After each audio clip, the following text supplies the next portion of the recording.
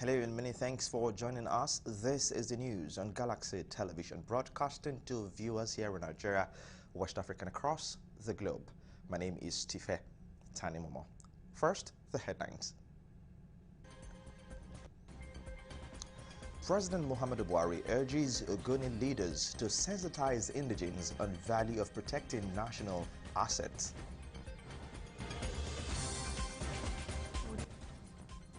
Plus, on the news, the Nigerian government claims pro-Yoruba agitator Sunday Igboho engages in terrorism financing. And when we take you outside Nigeria, the French government announces a one-off payment of 100 euros for citizens whose monthly net income is 2,000 euros or less to ease fuel surge. Those are top stories. We'll bring you details shortly.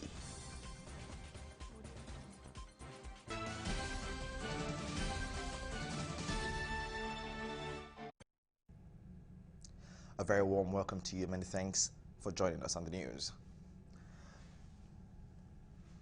President Muhammadu Buhari Friday in Abuja urged Ogoni leaders to sensitize indigents on value of protecting national assets like pipelines and other oil installations, saying willful damages usually create more havoc on the environment and hamper development in the area, is that the government would bring to a close all pending issues on sons of Ogoni land. President Buhari said he was aware of the passage of the bill on a Federal University of Environmental Technology by the National Assembly and awaits transmission for further necessary action. In terms of bringing amelioration to the devastation that is done in Ogoni land, and with all the protocols to get it resolved and bring peace and prosperity to Ogoni land. Mr. President, you promised that you are going to take steps to do this, and we're happy also, Mr. President, that this has happened by the provision of the $1 billion fund under the high-prep process to ensure clean up Ogoni land and ensure also return to normalcy in Ogoni land, Mr. President. Ogoni land and its people recollect your promise to implement the INEP recommendations on the amelioration and remediation of the devastation caused by years of oil spills in our land and the consequent commencement of work by the hydrocarbon pollution remediation project, HYPREP.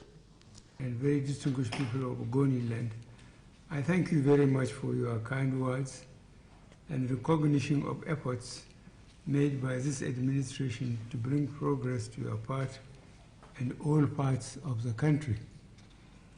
In the past, bad industry practices coupled with security challenges resulted in massive spills with attendant environmental degradation of Ogoni land, which led to agitations and strife.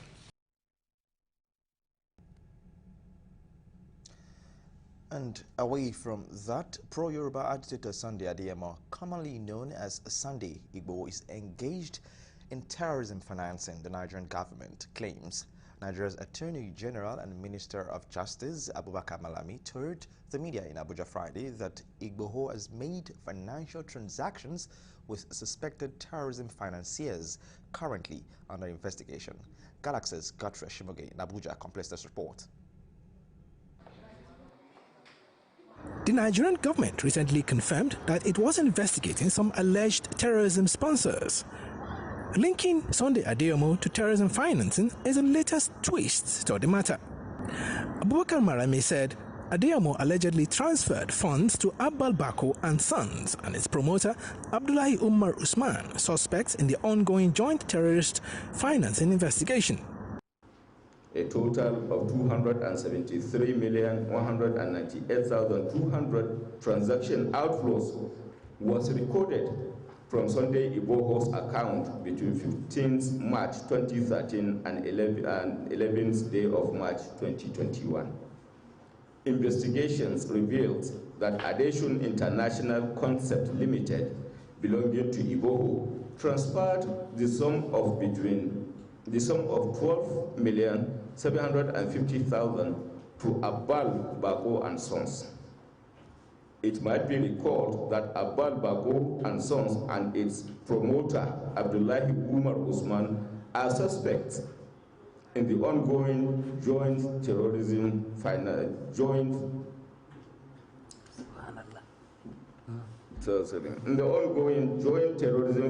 investigation. The Justice Minister said leader of the indigenous people of Biafra, Nnamdi Kanu, at some point masterminded the NSAS protests and the attacks on security operatives. On 21st October 2020, Nnamdi Kanu, through an online call-in radio program, Radio Biafra, further instigated IFOP members to burn down all police stations and kill government security forces, which was carried out, and several security personnel, especially police officers, were killed and public and private properties destroyed. 3. 175 security personnel were in consequence killed by IFOP ESN, comprising 128 policemen, 37 military personnel, and 10 other security operatives across the country.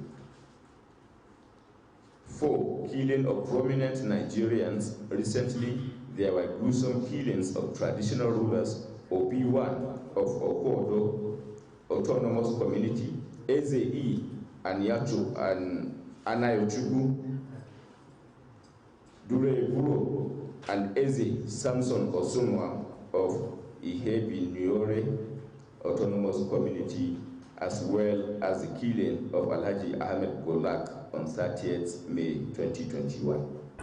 On the controversial restriction of access to the trial of Nnamdi Kanu, Mr. Malami told the media that the court has powers to do so.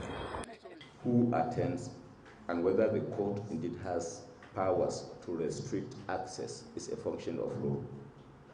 In that respect, I will refer you to the relevant legislations operational in Nigeria on terrorism. And then secondly, within the context of the prevailing legislations, the court reserves the right to restrict access. And if indeed, which in fact is the case, the court has restricted access, I urge you to consider the possibility of seeking clarifications from the court.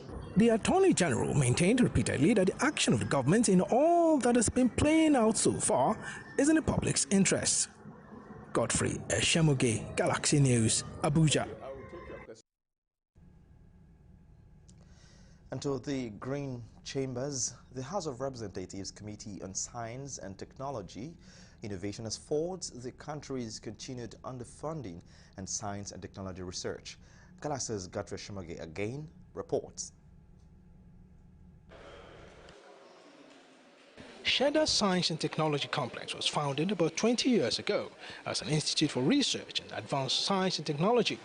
But like other agencies, the issue of underfunding has significantly hampered its functions.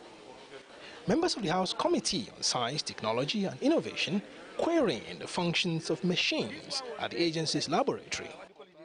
When I came here last time, there's something you open to the public. They are struggling to keep things functioning, it seems. An obviously disheartened chairman of the House Committee, Benny Law, therefore calls for an urgent change of approach as concerns technology.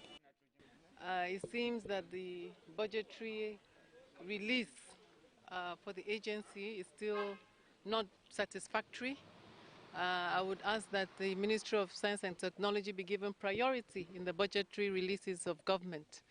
And we want to see an increase in the figure of the budgetary allocation to SHESCO, the Science and Technology Complex, because this complex alone can transform the technological growth of the country. They're supposed to give direction to the country.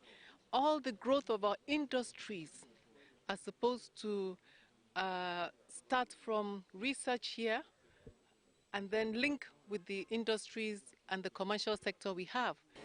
Honorable Law says the country needs to increase investment in the country's research institute to the point of developing capacity to manufacture cars locally. Nigeria does not need to depend on foreign consumption for everything. South Korea has a slogan, we will not import anything into our country unless we cannot produce it ourselves. And Nigerians should have that same mindset. Nigeria should not be importing generators for our homes.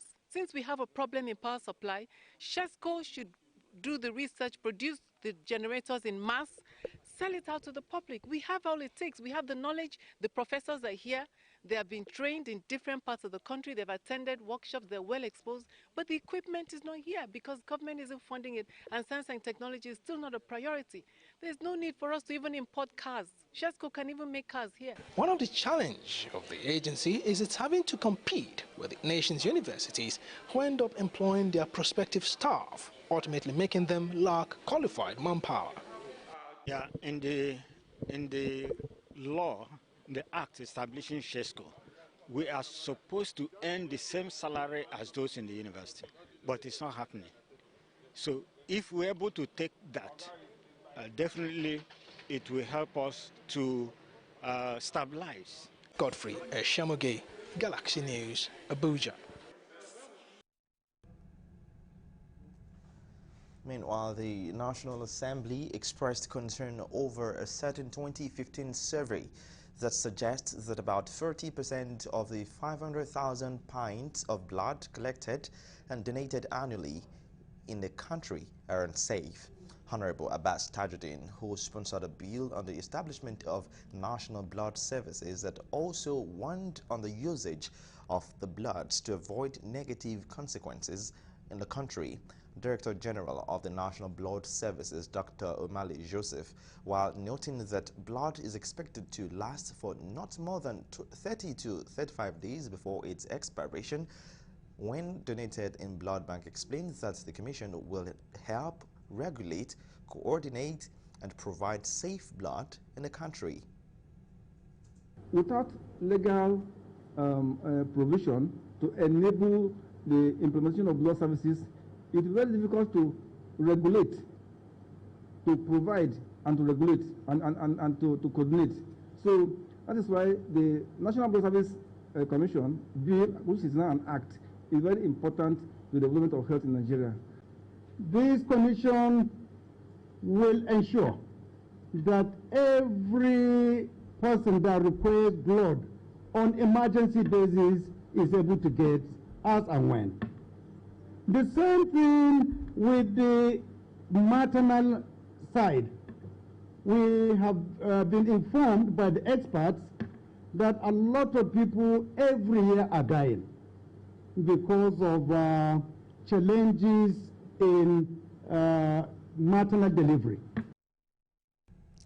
Objective of the establishment of the National Blood Services Act is to minimize the commercialization of blood in the country and to increase the outlet where people can have access to blood, among others, he said. Recalls that the National Assembly in 2020 passed the bill to establish the National Blood Services, and President Buhari assented to it in 2021.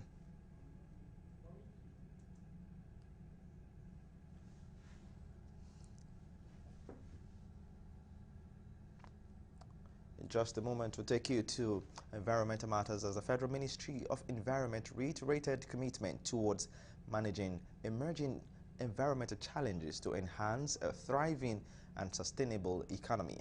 Minister of State for Environment Sharon Ikezo disclosed these at a 15th meeting of the National Council on Environment held in Abuja Friday.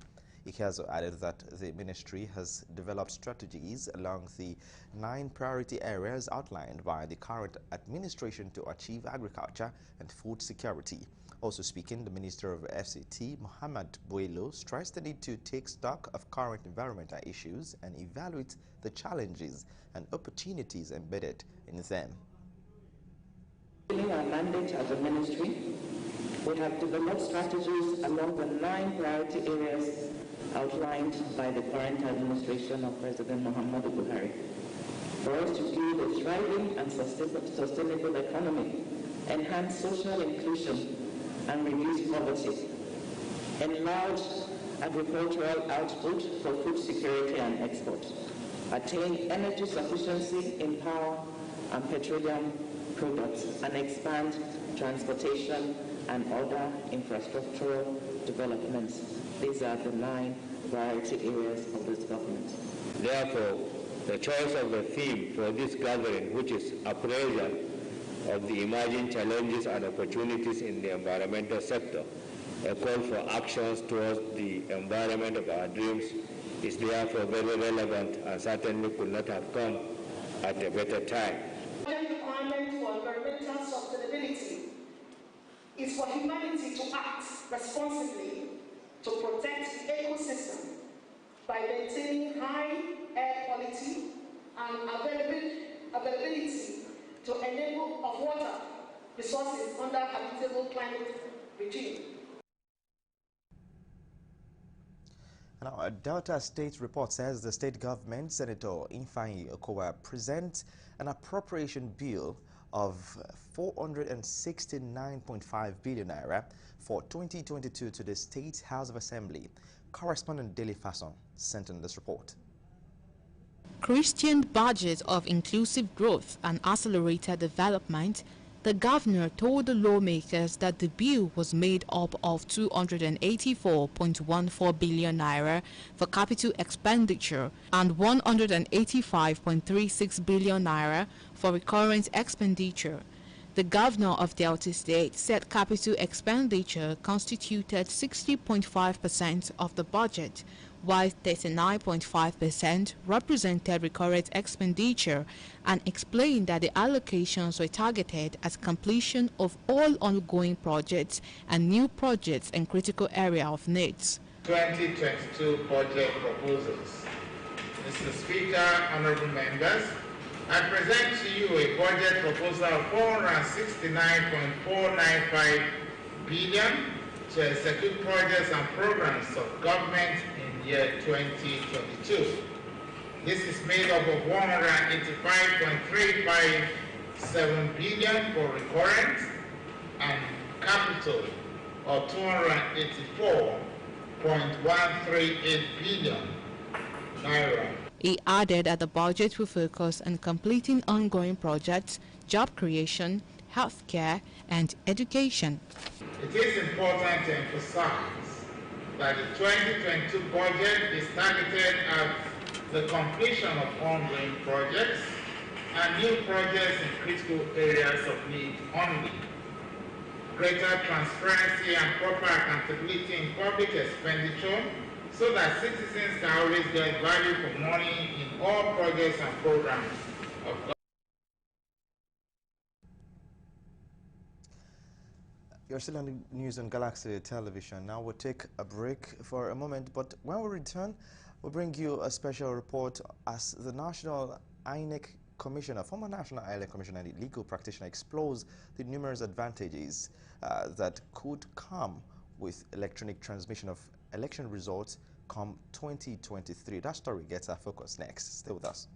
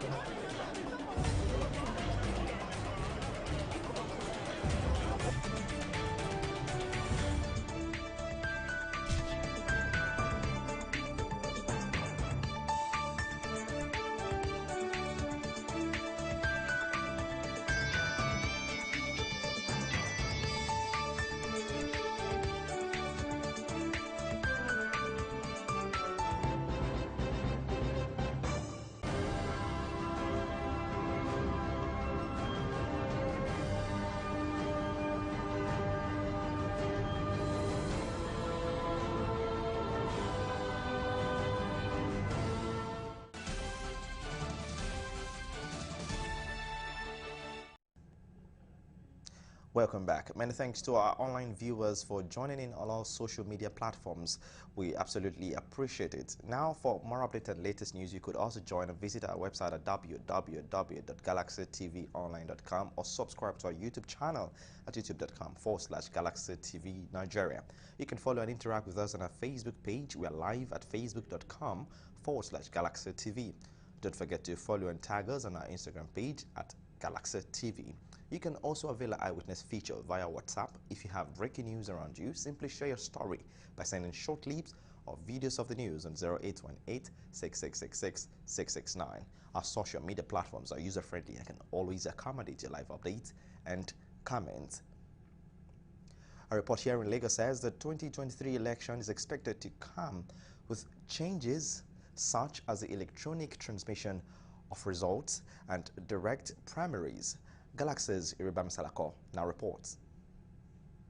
As INEC awaits the presidential assent on the amended electoral bill, former National INEC Commissioner and a legal practitioner explores the numerous advantages that could come with electronic transmission of election results. The rules and common sense prevails even within the National Assembly.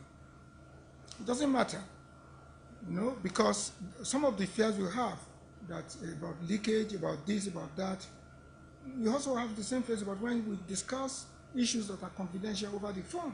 There are ways to protect it. So security devices, software experts will come in to make sure that those results being transmitted are not open to any kind of abuse. So it's the way to go in the world. You can't be expecting Abuja to be waiting, INEC headquarters to be waiting for Sokoto to come with results physically.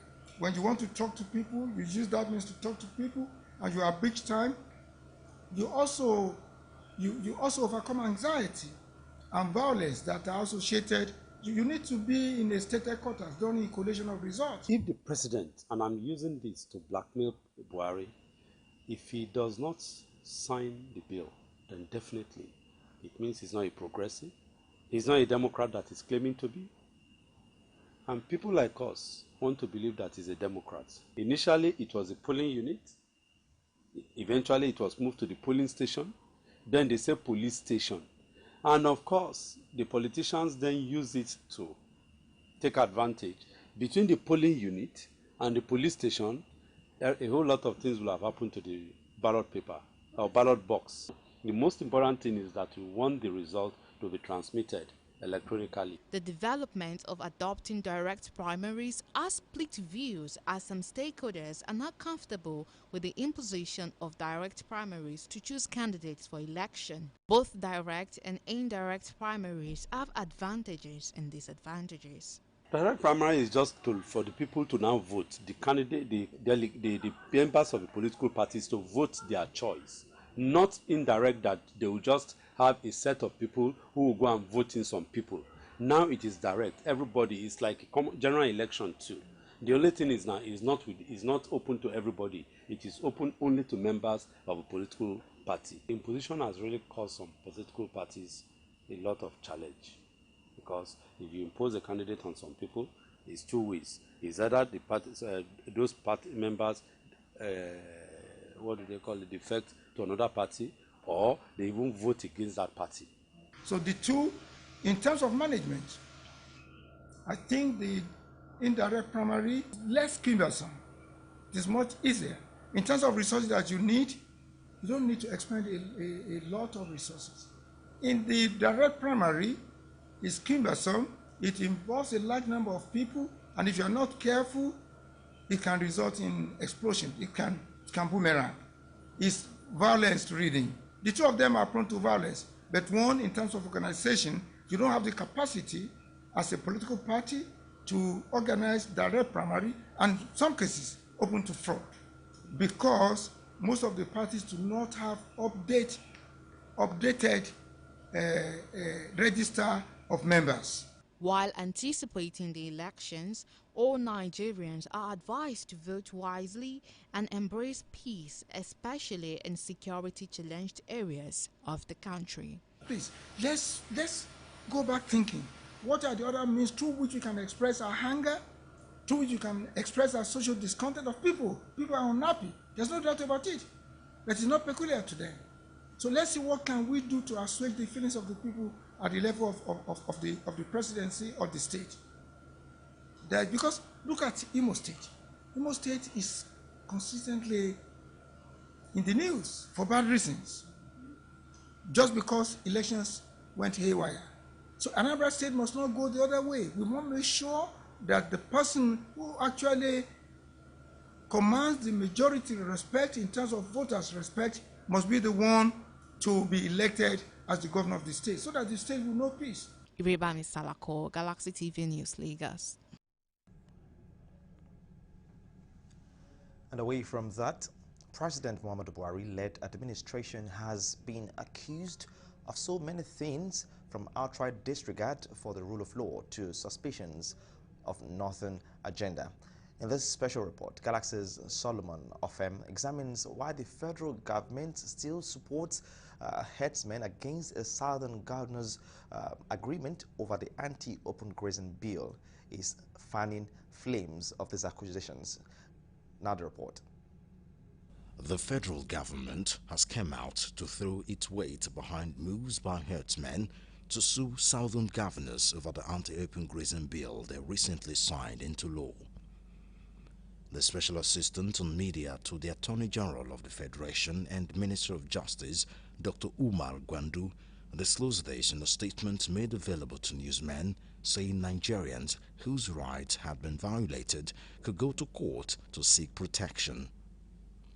Most southern states, including Lagos, Ondo, Oyo, Osun, Ekiti, Abia, Bayelsa, Rivers, Akwa Ibom, Enugu, and most recently Delta and Ogun State, signed the anti-open grazing bill into law.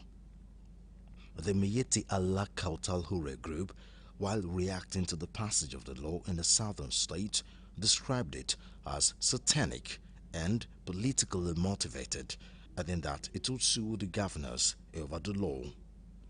Former chairman of Nigerian Bar Association Ikeja branch Adeshino Ogunlana sees this action as a welcome development as against violence against the southern governors. As a lawyer, I'm excited when people say they want to resolve issues by going to court. They didn't say we are going to carry machetes. They didn't say they will carry bazookas. They didn't say they will bomb southwest or southern Nigeria. They say that they will go to court, and that the Attorney General of the Federation said the federal government is backing them. I will ordinarily not read meanings into that. The meaning of Attorney General, attorney for all, so it's the chief law officer of the Federation. The question now is, do the herdsmen have any legal standing? These legal practitioners do not think so. It's a case that is dead on arrival, because you cannot challenge governors that have invested with the legal right to hold land for their people. And once the governor says, this is what I want to use, the governors have been entrusted. Every governor of a state is entrusted on how to use land, according to the Land Use Act. So for some people, some funny characters somewhere saying they are going to the court to sue the southern governors, well, I will only say it's payday for some lawyers, some of our colleagues, and we love those kind of cases. But then I can easily tell you it is an exercise in futility. The elders trying to sue the governors of the southwest, they have not sought what we call in law wise counsel. They have not been properly advised. These governors have made law in their own state by the provision of Section 4(7) of the Nigerian Constitution that they have power to make law to govern their own state. So they have made law. It is not by proclamation. It is not by executive order. They have made a law. Those laws have been signed. It becomes a law. So if you feel or you think that you cannot abide by that law, then leave. The suspicions of northern agenda, or as it were, Fulani agenda, raised its ugly head again. In fact, the Attorney General does not even have the power to sue the people in the south, to back up the north, to sue the people in the south against their own laws. They don't even have that kind of power. The Constitution does not give that power to the Attorney General, even the North. They don't have the jurisdiction, I mean, they don't have the local standard to sue and say that you cannot make laws in your own state. We have a sort of sovereignty in the states. You understand? So, and the federal government cannot just go and say, this law that you are making in the state is against the interests of the federal government. No, make your own law that will supersede that of the state and see how it works. In the first instance, the elders are not speaking for themselves. The federal government asks them to do so. Because if the federal might can be thrown at the southern governors over laws enacted called the anti-grazing open law, then it is the federal government that is speaking, not the headers. In this wise, the southern governors haven't done the needful. Where the court will have jurisdiction will not be determined by Attorney General. It will be determined by the respective houses of assemblies that passed that anti-grazing bill into law. What does these actions from the herders and federal government mean for the security architecture of the southern states and the country at large? A security expert, Colonel Hassan Stanlabo, retired, says their action is drawing the country closer to a breaking point. In the first place, there's nothing wrong in the headsmen taking the southern governors to the courts. The court is always the arbiter. You know, when there are issues between two parties, we expect the court to come in, or the court is the likely place where you go there to resolve these such issues. You know. The retired colonel also opined that the best way the southern governors can achieve the anti-open grazing law and prosecute offenders is if governors have their own security framework. In other words, state police. You see, the absence of what I would call the instrument of coercion at the state level in the hands of the state governments, that is to say, the absence of state police, simply put, and so on, leaves a huge gap. And that gap, like it exists now that states are becoming more and more conscious of the fact that they are federating states and they have some leverage when it comes to exercising their rights as federating states. According to the headlines of a 22nd December 2020 publication by Financial Times, Nigeria is at risk of becoming a failed state. The President Muhammadu Buhari-led federal government has less than 2 years to prove that publication wrong and change the narrative of his administration. For Galaxy Television News, Solomon Ofem reporting.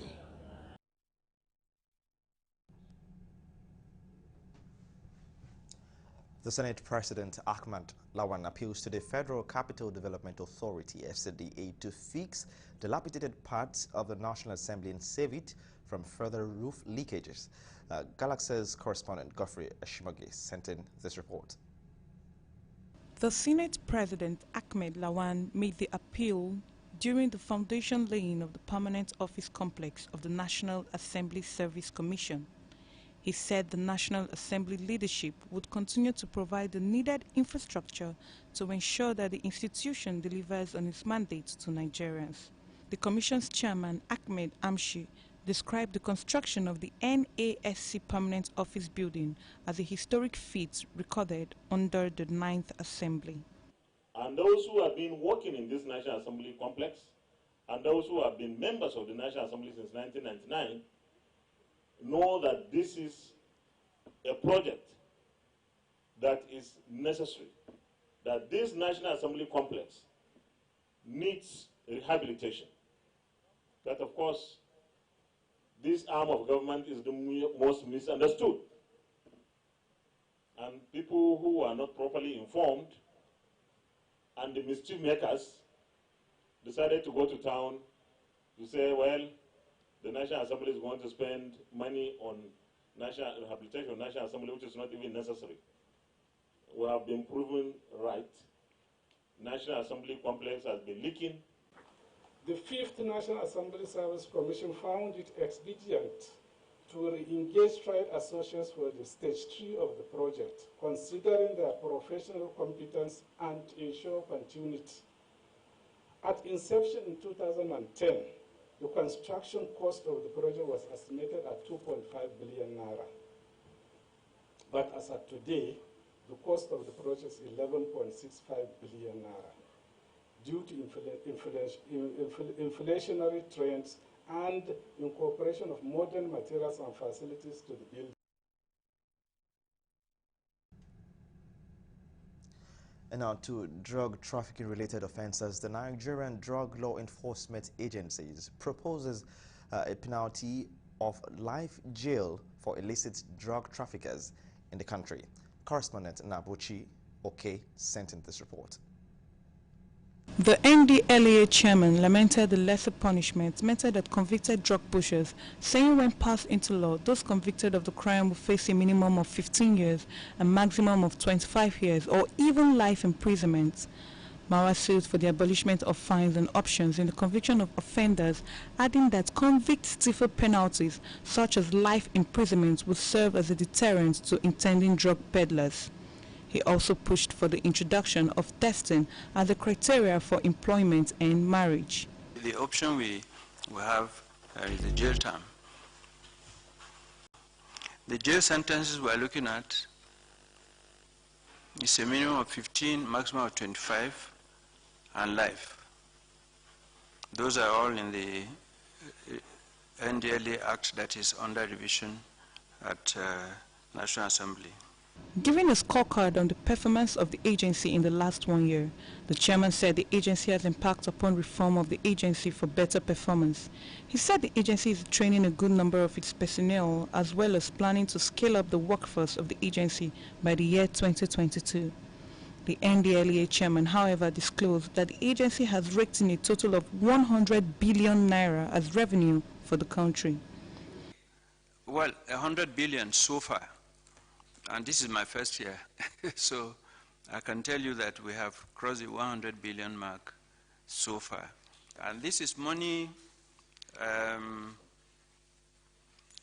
the market value of the drugs and the seizures in cash, which goes back to the consolidated federal account. Mawa also listed other achievements of the agency to include counseling of and rehabilitation of over 500 drug users, interception of 230 tons of cannabis in Edo State, and 451 Captagon tablets at the Apapa seaports, among others. And now to insecurity. Authorities of Imo State Police Command say they have successfully repelled attack on the Isiala Mbano police station by a group of armed bandits suspected to be IPOB terror group. The command's police public relations officer, CSP Michael Abatam, in a press release said the police operatives attached to the police station engaged the bandits in a gun duel. They were able to repel the bandits successfully. According to the police spokesperson, one of the police operatives who sustained gunshot injury was rushed to a nearby hospital for treatment. The Commissioner of Police, Imo State Command, CP Rabi Hosseini, commended the officers and members of the division for their gallantry and urged them to sustain the tempo.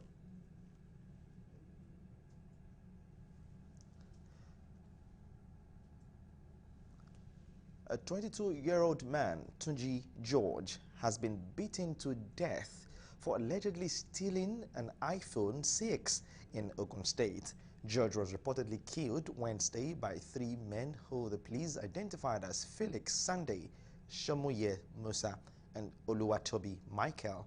The suspects have been arrested after a sister of the victim, Bola George, reported at Onekbano Divisional Police Headquarters. While disclosing that the body of the victim had been deposited at the General Hospital mortuary, Ota, for autopsy, Oyeyemi added that the Commissioner of Police, Lanre Bankole, has directed the transfer of the suspect to the homicide section of the state CID for further investigation and prosecution.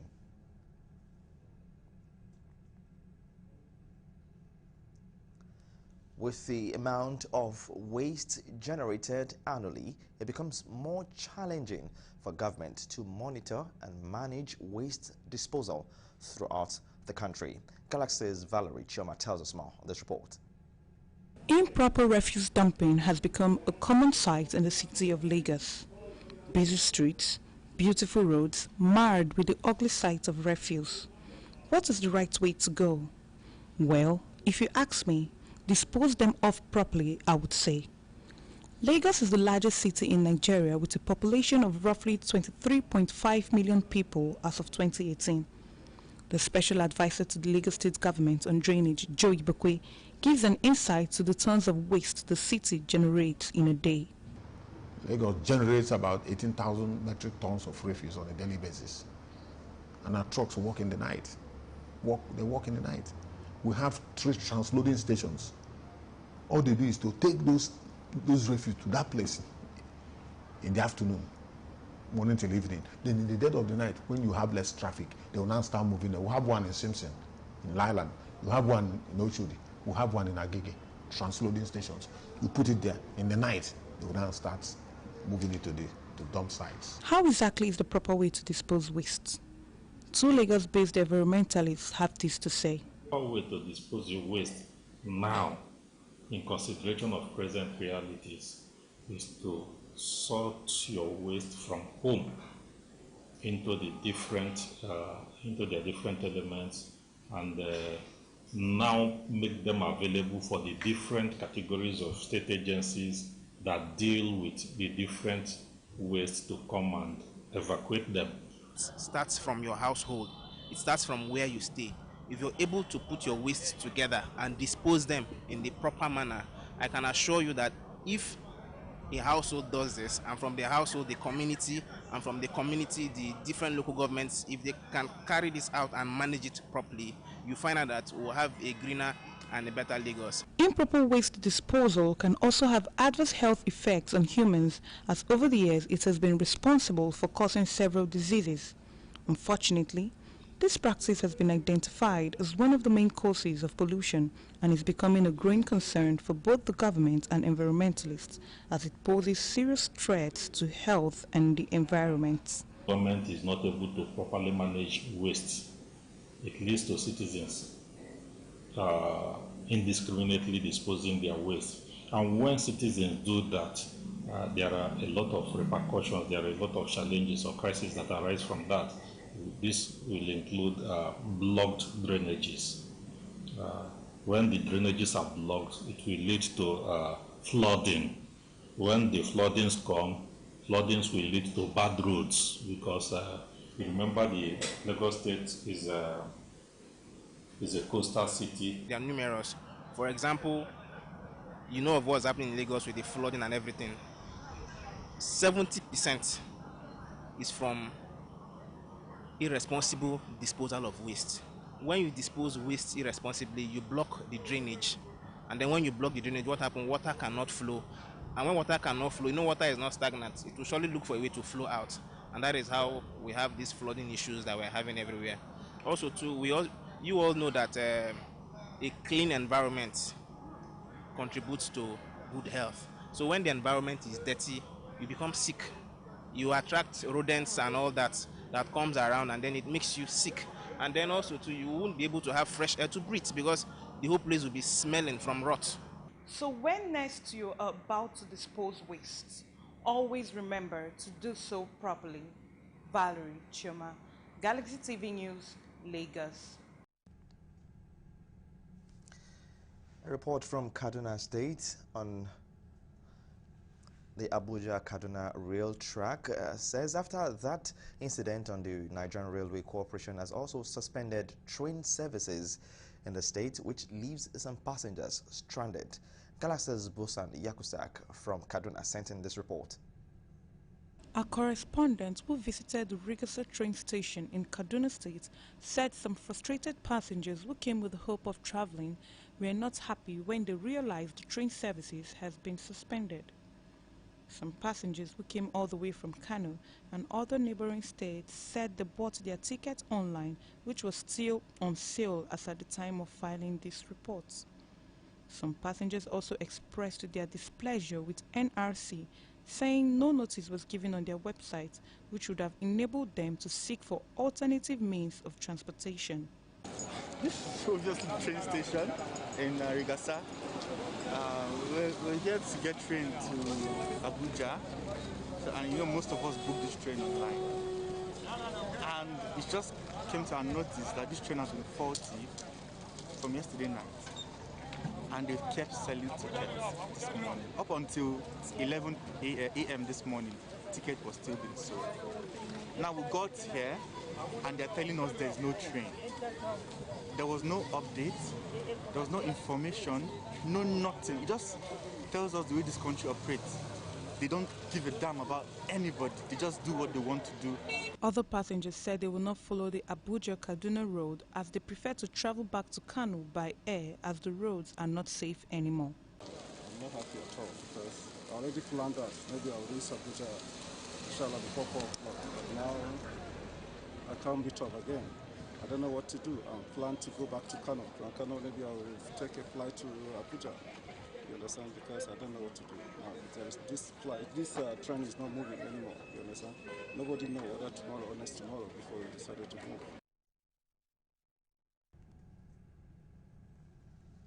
The Independent Corrupt Practices and Other Related Offences Commission (ICPC) has charged workers in the aviation industry to shun all acts of corruption and improve processes to enhance service delivery. Chairman of the Commission, Professor Balaji Owasanoye-San, gave the charge at a 2-day sensitization workshop organized for aviation workers at the Akure Airport. The ICPC chairman, represented by a director in the commission, Tokbe Gunjobi, said ICPC, in collaboration with anti-corruption unit, embarked on the interventions to sensitize workers in the aviation sector on the ills of corruption. Areas of the tools, the abuse of power and position for private gains has spread so much damage to the nation. It has crippled the economy, not just through the play of infrastructural amenities, but also making the business environment hostile to labor and foreign investors. Also empowered to carry out preliminary and administrative investigations into cases of misconduct and refer to appropriate quarters as spelled out in the Act 2 standing order. It is about you having integrity. It's about you doing your job without expecting gratification. It's about you performing your statutory duty without expecting favor from anyone. This is Galaxy Television News. It's now time for us to take you outside Nigeria as we bring you international news.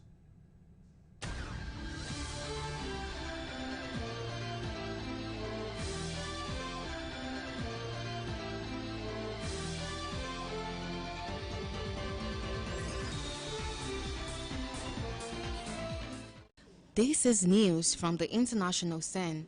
The French government has announced a one-off payment of €100 for each citizen whose monthly net income is €2,000 or less to help counter the surge in fuel and energy prices. The inflation allowance will go to about 38 million French people automatically, including those who do not drive a car or ride a motorbike. The first payment will go to business employees in late December. Civil servants, students and pensioners will get theirs in early 2022. The €100 payment will be tax-free, and Prime Minister John Cast said it would cost the government €3.8 billion. That would be far less than the cost of cutting fuel duty, he said. Europe is facing widespread discontent after world energy prices spiked, largely a result of huge demand from businesses recovering from the long COVID paralysis. The energy market turmoil has had a knock-on effect, disrupting supply chain and causing some shortage of fuels and other consumer goods. President Emmanuel Macron is 6 months away from a presidential election, and the spike in energy prices threatening to trigger a new wave of mass protests. Some 13 million pensioners and 2/3 of students will be among those who receive the €100. It will also go about half of all workers, as €2,000 is the average net monthly income. Motorists have been hit by soaring fuel prices. Diesel have risen to a record 1.56 euros per litre on average in France, and unleaded petrol to 1.62 euro per litre. Lastly, on the international scene, Somali President Mohamed Abdullahi Farmago and Prime Minister Mohamed Hussein Roblo have reportedly agreed to end a bitter rift that has threatened to derail the country's long-delayed elections. The row between the two leaders have also risked splitting Somali's security forces.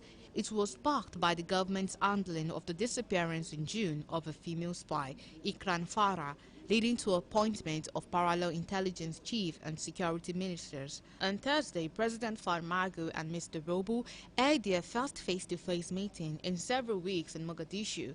According to a statement read by government spokesman Mohammed Ibrahim, they agreed that Abdullahi Mohamed Noor, who was appointed by the Prime Minister as security minister, would stay in the post. Under the agreement, Yazan Fare, who was picked by the president as the acting spy chief, would continue to hold the role until a replacement is named. The two leaders also agreed that the case of missing female intelligence agent would be left to the courts to decide. And that's it from news from the international scene.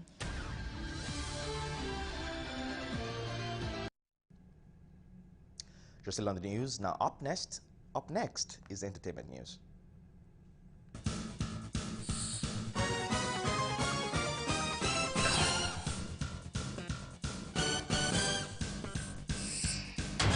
Welcome to entertainment news. Nollywood veteran Hilda Dokubo's released some stunning photos to celebrate her birthday. The movie star took to her page on Friday, October 22, 2021, where she shared the photos. Dokubo is a Nigerian award-winning film actress, activist, and youth advocate who once served as a special advisor on youth affairs to Peter Odili, former governor of Rivers State. She made a screen debut during her youth service in a 1992 film titled Evil Passion. She has since been featured in Nigerian movies and has produced several Nigerian films.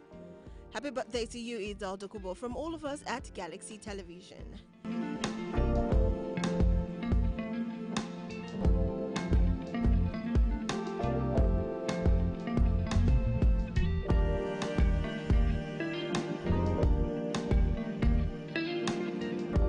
Still celebrating, congratulations pours in for actor Williams Uchemba on his birthday.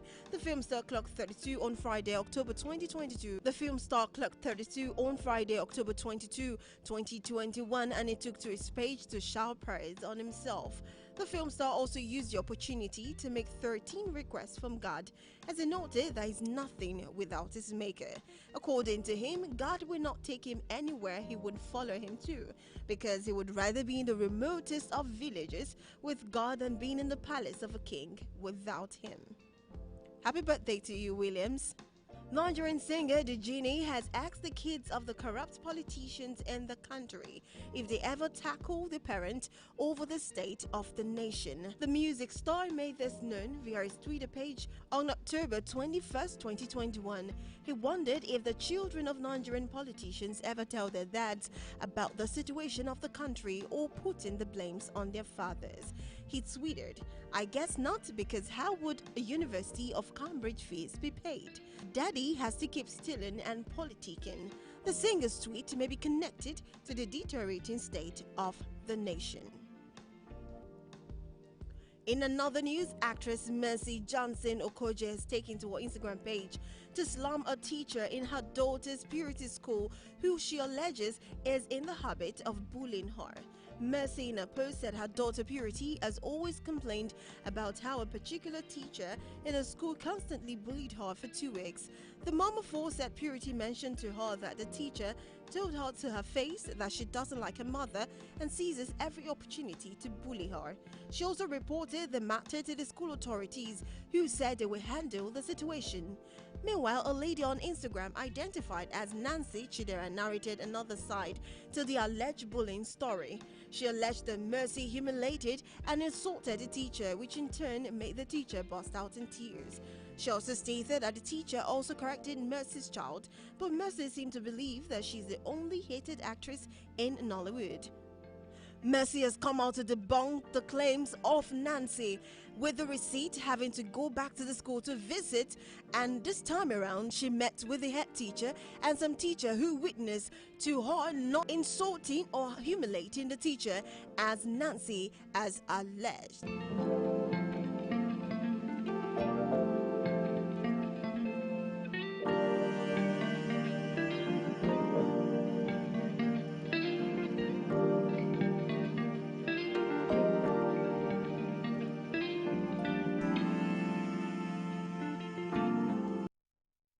And finally, on entertainment news, American actor Alec Baldwin has accidentally killed a woman at a film location.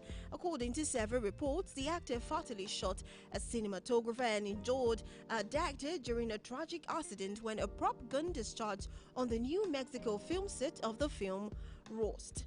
The Western drama director of photography, Helena Hutchins, and the director, Joel Souza, was struck in the accident, according to the Santa Fe County Sheriff Office. Hutchins was airlifted to hospital and died from her injuries. Souza was being treated at Crystal St. Vincent Regional Medical Center in Santa Fe, authorities said. Sources told TMZ that either shrapnel or a bullet struck the two workers. And that'll be all on entertainment news.